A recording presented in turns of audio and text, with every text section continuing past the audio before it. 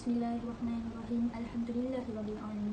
Wassalatu wassalamu ala asyrafil anbiya'i wal mursalin wa ala alihi washabihi ajma'in.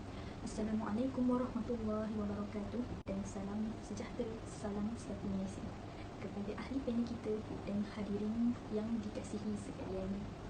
Sebelum saya memulakan forum kita pada hari ini, izinkan saya untuk memperkenalkan ahli-ahli panel kita yang cantik-cantik belaka. Baik, kita pergi kepada yang seterusnya. Untuk panel pertama kita, nama diberi ialah Anis Khairiah Kamila binti Muhammad Zamani. Panel kedua kita, nama diberi Nur Aini Jalwati binti Muhammad Rani. Dan panel ketiga kita, Iza Raihana binti Ramli, yang akan membawa tajuk Dasar Luar Negara. Baik, bagi meneruskan majlis kita pada hari ini, saya akan menyerahkan kepada panel pertama kita untuk menerangkan apakah yang dimaksudkan dengan hubungan luar Malaysia. Silakan. Terima kasih kepada moderator kerana memberi saya peluang untuk membagi input kepada masyarakat yang pada yang menonton. Okey, kita berbalik kepada soalan yang dilontarkan kepada saya tadi adalah berkenaan dengan hubungan luar Malaysia. Yang mana hubungan luar Malaysia ni sebenarnya yang dimaksudkan adalah matlamat. Okey, ataupun matlamat yang dia perlu pada tindakan yang dijalankan oleh sesebuah negara untuk dalam mengusahakan untuk berhubung dengan sesebuah negara yang lain. Dari segi ini saya boleh katakan macam hubungan luar Malaysia ni sangat perlu dan sangat penting ya. Okey, begitu juga kepentingan dia ni memberi keamanan dan keselamatan kepada sesebuah negara itu. Okey, bila kita sebuah negara dengan sebuah negara lain berkomunikasi atau orang cakap sekarang ni macam kita berinteraksi melalui media sosial, perjumpaan, mesyuarat dan sebagainya. Terima kasih kepada panel pertama kita di atas huraian yang telah diberikan oleh beliau. Jadi, seterusnya kita akan mempersilakan panel kedua kita untuk menerangkan apakah matlamat dasar luar Malaysia. Bismillahirrahmanirrahim. Assalamualaikum warahmatullahi wabarakatuh. Alhamdulillahirabbil alamin wassalatu wassalamu ala asyrafil anbiya'i wal mursalin wa ala alihi wa ashabihi ajma'in. Terima kasih kepada saudari moderator di atas persoalan yang telah diberikan kepada saya sebentar tadi berkenaan dengan apakah matlamat dasar luar Malaysia. Di sini telah digariskan beberapa matlamat dasar luar Malaysia. Apa yang ingin dicapai oleh Malaysia ialah yang pertamanya untuk menjamin keselamatan rakyat dan negara. Contohnya, Malaysia menjalinkan hubungan dengan negara-negara Commonwealth, terutamanya Britain, Australia dan juga New Zealand untuk mendapatkan bantuan ketenteraan daripada negara mereka bagi menghadapi ancaman komunis semasa mencapai kemerdekaan. Selain itu, Malaysia juga bertujuan untuk memelihara kepentingan nasional. Sebagai contoh, Malaysia menjalinkan hubungan baik dengan semua negara melalui dasar berkecuali kerana Malaysia mengamalkan pasaran bebas. Malaysia juga menjalinkan hubungan dengan negara-negara lain yang mengamalkan sistem pemerintahan demokrasi. Ini adalah kerana pemimpin-pemimpin Malaysia mempunyai hak menjaga kepentingan negara dengan menentukan hala tuju pemerintahan negara kita. Selain itu, yang ketiga, matlamat dasar luar negara juga ialah untuk bertujuan untuk menjaga kedaulatan negara. Contohnya, Malaysia menjalinkan hubungan baik dengan negara-negara serantau melalui pertubuhan ASEAN. Bersama-sama dengan negara ASEAN, Malaysia mengisytiharkan rantau Asia Tenggara sebagai zon aman, bebas dan juga berkecuali bagi menghalang penglibatan kuasa luar yang boleh menjejaskan kedaulatan negara kita. Seterusnya, tujuan Malaysia menjalinkan hubungan luar kerana adalah hendak menggalakkan pembangunan dan kemajuan ekonomi negara kita. Contohnya, Malaysia menjalankan dasar berbaik-baik dengan negara Britain dan juga Amerika kerana kita mengharapkan negara tersebut sebagai pembeli utama hasil keluaran negara kita iaitu biji timah dan juga getah. Tambahan pula, negara kita merupakan pelabur utama tambahan pula negara tersebut merupakan pelabur utama dalam bidang perladangan dan perindustrian dalam negara kita. Malaysia juga turut menjalankan dasar pandang ke timur yang menjadikan Jepun dan Korea sebagai model pembangunan ekonomi negara kita. Dan yang terakhir, matlamat dasar luar Malaysia adalah untuk memupuk kesejahteraan di dunia. Contohnya, Malaysia berpegang kepada prinsip menghormati kedaulatan negara lain. Malaysia mengutuk Israel yang mencabul kedaulatan negara Palestin. Malaysia tidak menjalinkan hubungan dengan negara tersebut. Malaysia juga menghormati prinsip hak asasi manusia. Malaysia juga turut memutuskan hubungan negara Afrika Selatan selagi negara tersebut terus mengamalkan dasar Apartheid. Sekian. Baik, terima kasih kepada panel kedua kita. Seterusnya kita akan bergerak ke soalan yang ketiga. Apakah bentuk hubungan luar Malaysia? Dipersilakan panel kita yang ketiga. Bismillahirrahmanirrahim. Terima kasih kepada moderator yang bertanya soalan tentang apakah bentuk hubungan dasar luar Malaysia.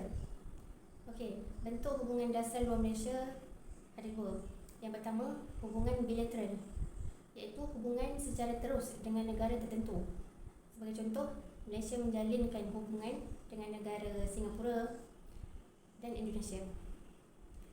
Okey, yang kedua, hubungan multilateral, iaitu hubungan dalam bentuk kumpulan dan pertubuhan.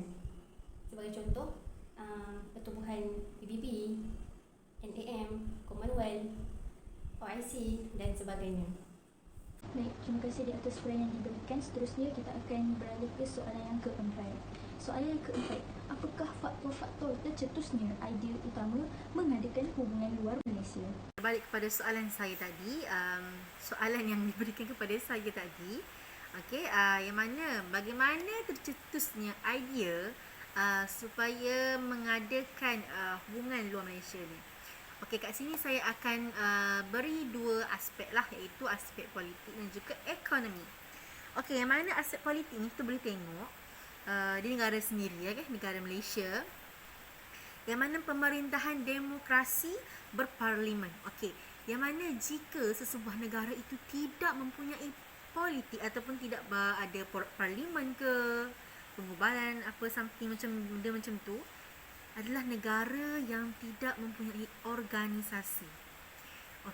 Negara yang diperintah oleh komunis lah sepertinya, kan, kalau tak ada parlimen-parlimen ni. Sebab parlimen-parlimen tu adalah warisan, yang mana zaman dulu-dulu pun Nabi Muhammad SAW pun juga ada benda-benda macam gitu. Yang mana segala, ada satu contoh yang saya boleh petik kat sini, iaitu segala konflik dengan negara jiran dicetuskan melalui rundingan atau melalui mahkamah antarabangsa. Contohnya isu Pulau Batu Putih. Katanya dekat sini adalah apa yang saya katakan, panel-panel sekalian. Zaman dulu pun dah ada, bukan zaman dulu lah, zaman sebelum kita, sebelum Perdana Menteri sekarang pun dah ada politik-politik.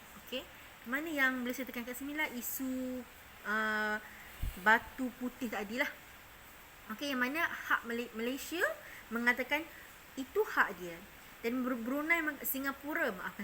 Singapura mengatakan itu hak dia. Jadi berlaku kat situ konflik, dan itu adalah mencetuskan politik.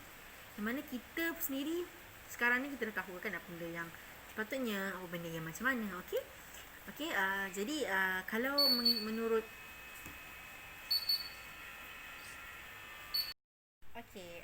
kalau faktor yang kedua pula saya ambil ekonomi. Ekonomi ni yalah peruangan lah, cakapkan ekonomi ni kan pengurusan kita, keuangan, ekonomi lah tu. Yang mana Malaysia merupakan negara yang mengamalkan pesara bebas. Masuk kat sini pesara bebas ni panel-panel adalah bila dia pesara, dia bersara, allowance dia masuk je, tak apa guys, dia dah bersara.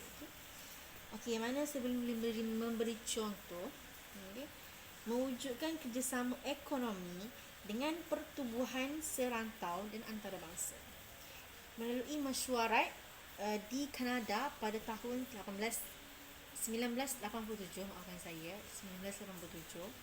telah membuat penetapan untuk mewujudkan sistem sistem perdagangan yang lebih adil. Maksudnya kat sini, bila sesebuah negara ni dia dah berekonomi, okey, dan dia nak mengadilkan hubungan luar pula dengan negara yang lain, dia memerlukan ekonomi yang kuat dan juga politik yang tadi itulah.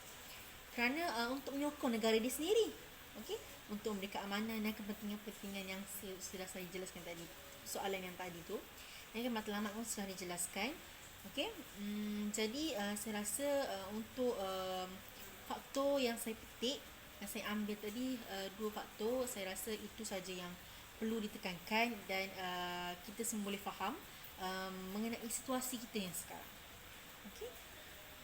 Baiklah, terima kasih kepada panel pertama kita, dan seterusnya saya akan bergerak ke soalan yang kelima yang berbunyi, boleh tak terangkan apakah pertubuhan-pertubuhan yang terlibat dengan dasar luar Malaysia dan apakah dasar-dasarnya? Terangkan secara ringkas. Saya serahkan soalan ini kepada panel kedua kita. Dipersilakan. Terima kasih kepada saudari moderator di atas persoalan yang telah diberikan berkenaan dengan apakah pertubuhan yang telah melibatkan negara Malaysia. Antara pertubuhan luar negara yang melibatkan negara Malaysia adalah Pertubuhan Bangsa-Bangsa Bersatu, pertubuhan ataupun PBB. Pertubuhan Bangsa-Bangsa Bersatu ni ditubuhkan pada bulan Oktober 1945. Antara matlamat utama penubuhan PBB ialah untuk memelihara keamanan dan keselamatan sejagat. PBB juga dia memainkan peranan dalam menyelesaikan konflik antarabangsa secara aman tanpa menggunakan apa-apa juga kekerasan. Semenjak daripada awal penubuhan PBB sehingga ke hari ini, PBB telah memberikan sumbangan yang amat besar dalam memelihara keamanan dan kesejahteraan masyarakat dunia. Antara matlamat dan prinsip PBB ialah antaranya ialah mengekalkan keamanan dan keselamatan antarabangsa. Itu yang pertama. Yang kedua ialah mewujudkan hubungan persahabatan dalam kalangan negara-negara antarabangsa. Dan yang ketiga ialah menggalakkan kerjasama antarabangsa. Dalam melalui PBB ni, antara pencapaiannya ialah yang pertama, masalah pelarian. PBB dia memainkan peranan yang penting dalam menyelesaikan masalah pelarian. Bagi menangani masalah pelarian ni, PBB dia telah mengadakan rundingan diplomatik bagi menempatkan pelarian di negara-negara tertentu. Dan yang kedua, pencapaian PBB ialah dalam menguruskan dasar apartheid. PBB menubuhkan jawatan kuasa khas bagi menangani masalah apartheid. Dan yang ketiga ialah hak asasi sejagat. Pada 1948, PBB dia menggubalkan pengisytiharan hak asasi sejagat. Dalam hak asasi tersebut, satu perjanjian diadakan berhubung dengan hak asasi sejagat dan telah diluluskan oleh PBB pada 1966. Pertubuhan lain yang melibatkan negara Malaysia adalah OIC. OIC ataupun Pertubuhan Persidangan Islam.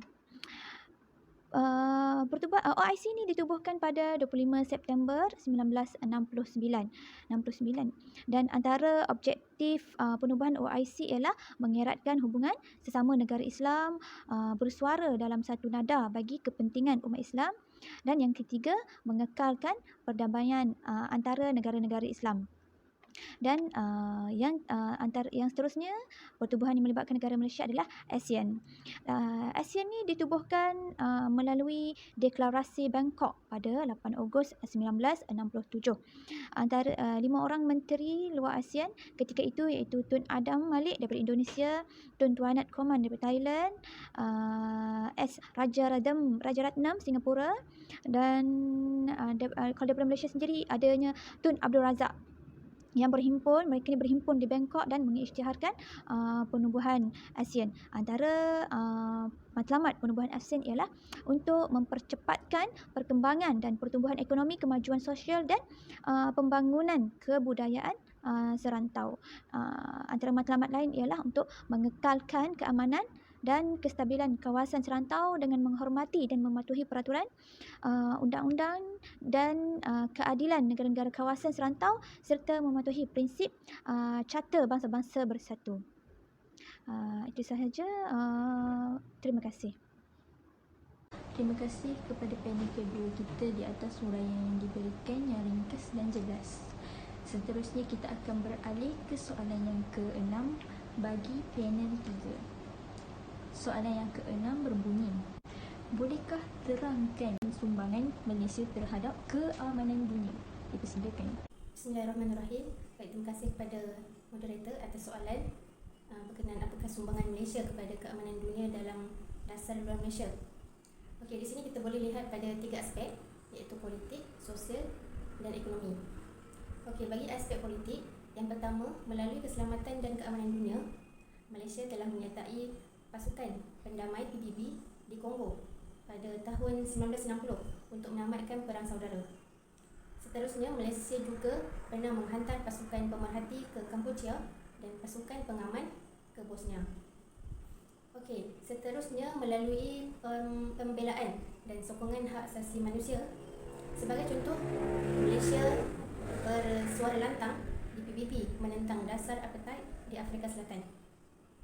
Okay, selain itu, melalui ahli pertubuhan dunia, Malaysia dipilih untuk menjadi ahli Majlis Keselamatan PBB pada tahun 1965, 1989, 1999 dan 2016.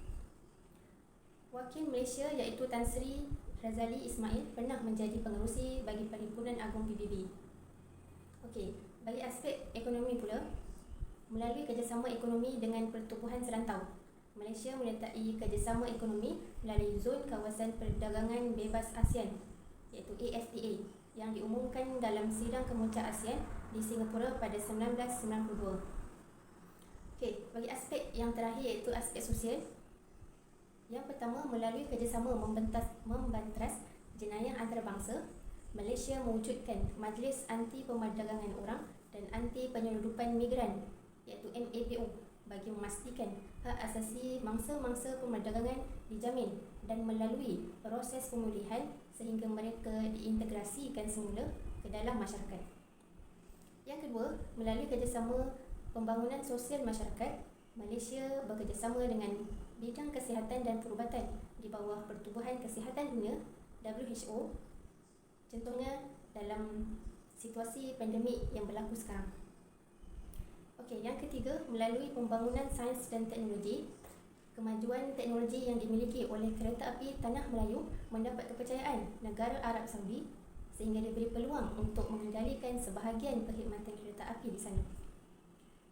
Dan yang terakhir, melalui bantuan pendidikan rakyat Malaysia dan negara anggota, Malaysia berjaya menganjurkan Sukan Commonwealth pada tahun 1998 sehingga ke hari ini. Baiklah, terima kasih kepada panel ketiga kita di atas surah yang telah diberikan tadi. Seterusnya, saya akan memberikan kesimpulan untuk tajuk forum kita pada hari ini. Kesimpulannya, Malaysia bergerak aktif dalam penglibatan dasar luar negara bagi meletakkan Malaysia sebuah negara yang kehadapan dalam semua sudut. Penubuhan dasar luar Malaysia selepas mencapai kemerdekaan, negara kita telah menyertai beberapa pertubuhan serantau dan antarabangsa serta memainkan peranan secara aktif dalam pertubuhan PBB, Commonwealth dan OIC. Hubungan antarabangsa ini sangat penting bagi sesebuah negara, sama ada politik, ekonomi dan sosial. Oleh itu, sesebuah negara serta isinya perlulah menjaga kepentingannya. Dengan ini, tamatlah sudah forum kita pada hari ini. Terima kasih sekali lagi kepada ahli panel kita kerana telah memberikan buah fikiran, huraian serta penjelasan yang cukup memberangsangkan. Saya harap para penonton dapat pengetahuan serta ilmu yang bermanfaat untuk masa yang akan datang. Sekian, wabillahi taufiq wal hidayah. Assalamualaikum warahmatullahi wabarakatuh. Terima kasih.